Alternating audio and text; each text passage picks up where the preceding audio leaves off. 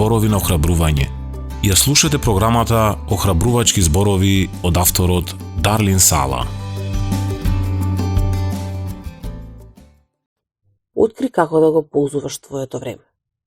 Малото момче си го грабна ручекот, си го пикна во својата туника и замина во природа да го помине денот, слушајќи го учителот Исус од Назарет.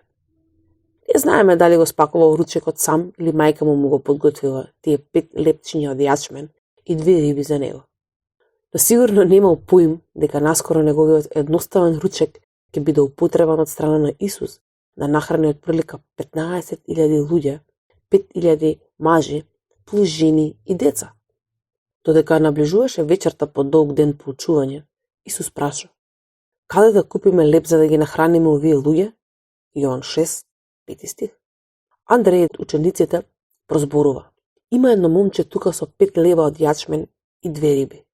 Другите ученици сигурно се подсмевале со Андреј кој предложил дека можеби би биле од корис 5 леба и 2 риби да нахранат толкова толпа на народ. Но се ги лебовите и рибата. Му се заблагодари на Бог и им нареди на учениците да ги распределат. Откако сите јадеа колку што сакаа, за чудо остана 12 кошници храна. Сето тоа затоа што малото момче беше подготвено да му го даде тоа што го има на Исус. Стави се во негова кожа.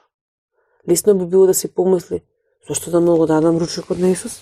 Каква разлика ќе направи мојот ручек? Може би си се почувствувал така некогаш. Што би постигнал мојот мал принос? А сепак кога го даваш она што го имаш, без оглед дали е твоето време, способноста или пари, колку и да се ограничени, тој може да го употреби, да ги задоволи потребите на начин за кој немаш поим. Денес понуди му го на Исус она што го имаш.